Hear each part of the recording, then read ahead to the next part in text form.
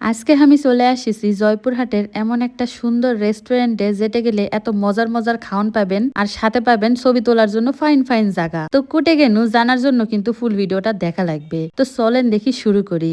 আসসালামু আলাইকুম, সকলে কেঙ্কা আছেন? আশা করেছি সকলে ভালোই আছেন। তো যাই হোক, বাড়িতে বসে থাকতে থাকতে খুবই বোরিং লাগছিল, তাই ভাবলাম যে যাই কোথা থেকে ঘুরে আসুন আর কোথায় যাচ্ছ এটাও তোমাদের সাথে শেয়ার করো। কারণ মুই অনেক দিন ধরে ভিডিও করছে না, ভিডিও ছাড়ছে না, সকলেই কছে যে ভিডিও কেন দিছি না, ভিডিও কেন দেছো না। তো যে আজকে যেটা যাচ্ছি এটা ভিডিও করে আপনার ঘরের সাথে শেয়ার করো। তো মুই আজকে যেটা যাচ্ছি এটা হচ্ছে মোর খুবই পছন্দের একটা জায়গা। তো এই জায়গা মুই প্রায় যাও আর এখানকার খাওয়ান গুলো খুব মজাই লাগে। তো রাস্তা দিয়ে যেতে যেতে ভাবতেছিল আমার ঘরে জয়পুরহাটটা কতই না সুন্দর, চারিদিকে কি সুন্দর গাছপালা।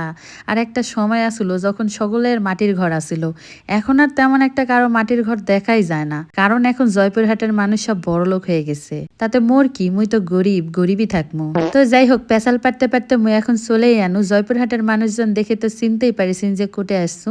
তারপরেও কয়ে দিনু এটা হচ্ছে জয়পুরহাটের ড্রিমস কিচেন অ্যান্ড রেস্টুরেন্ট। তো যাই হোক, এটা অনেকে আবার ডিম কিচেনও কয়। তো মুই যাওয়ার পরে না মুখ খুব খিদা লেগে গেছে। তো এরপরে না মুই খাবার অর্ডার করে দিছু। তো সকলকে না মেনুটা দেখায় দিনু যে এটা কি কি খাবার পাওয়া যায়, তো তোমরা দেখে নিতে পারো।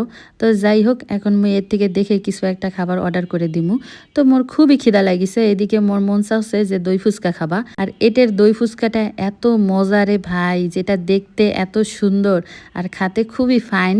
তো যাই হোক, এই যে দেখতে পাচ্ছেন ভিতরে ইচ্ছা মতো দই দিয়ে দিছে, উপরে দিছে চানাচুর। অনেকেই তো বগুড়ার দই খাচ্ছেন, কখনো কি জয়পুরহাটের দই খাচ্ছেন? যদি না খেয়ে থাকেন তাহলে অবশ্যই একদিন আসবেন, এসে খায়া দেখবেন কি যে মজা। আর সেই দই দিয়ে বানানো হচ্ছে এই দই ফুচকাটা, যেটা দেখতে ইয়াম্মি আর খাইতে খুবই ফাইন। তো যাই হোক, এরপরে মুই আরও একটা খাবার অর্ডার দিয়ে নিছিনু, সেটা হচ্ছে ছোলা বাটোরা। আচ্ছা কও দেখিনি এটার দাম কত হতে পারে? দেখে মনে হচ্ছে খুবই ছোট এনা পুরি, দেখে মনে হবে খুব মিষ্টানা এনা পুরি।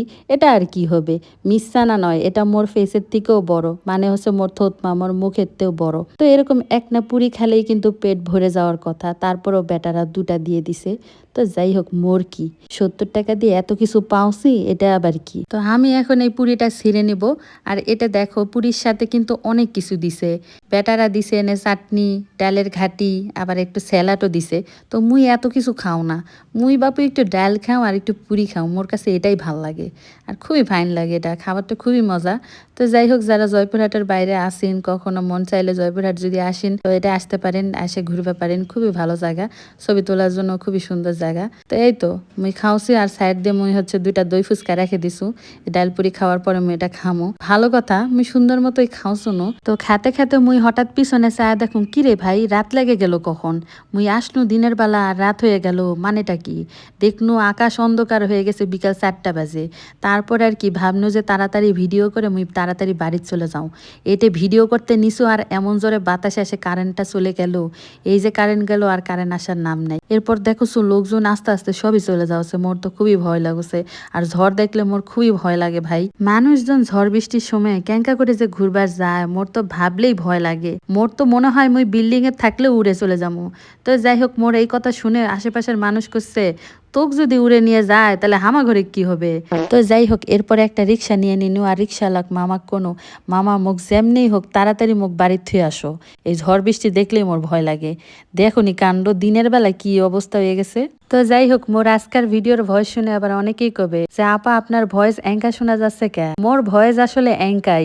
আবার অনেকেই কবে এটা আবার কোন দেশের ভাষা? এটা হচ্ছে আমার দেশের ভাষা।